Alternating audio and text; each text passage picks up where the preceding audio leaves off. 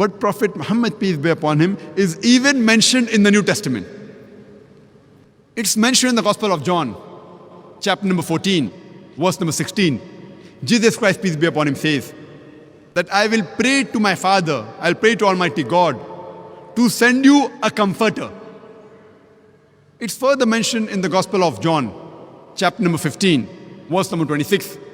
And when I pray to my Father, and when He sends you a comforter, He will abide with you forever. It's further mentioned in the Gospel of John, chapter number 16, verse number 7. Nevertheless, I tell you the truth. It is expedient for you that I go away. For if I go not away, the comforter shall not come. For if I depart, shall I send him.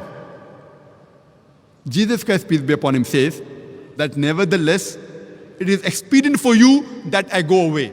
For if I go not away, the comforter shall not come. For if I depart, shall I send him.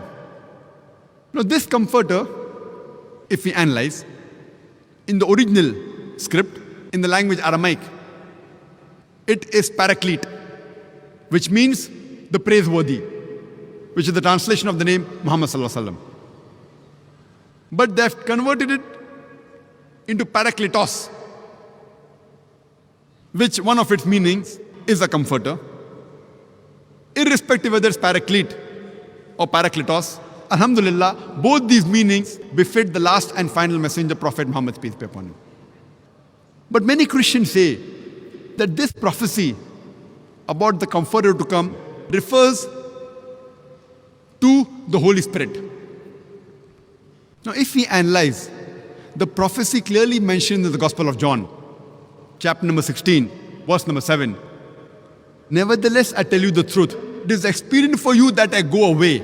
For if I go not away, the comforter shall not come. The criteria for the comforter to come is that Jesus Christ, peace be upon him, should go. If he goes, the comforter shall come.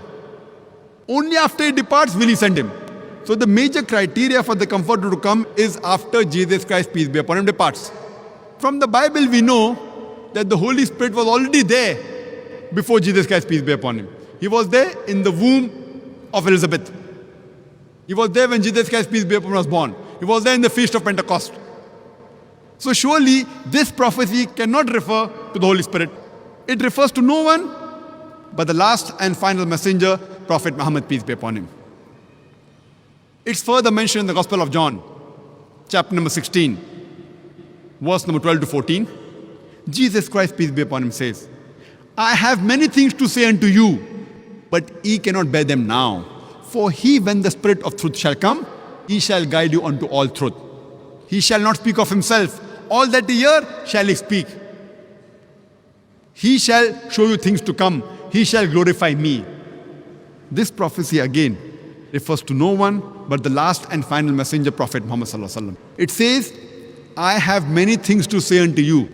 Jesus Christ, peace be upon him, is saying, I have many things to say unto you, but ye cannot bear them now. For he, when the Spirit of truth shall come, he shall guide you unto all truth.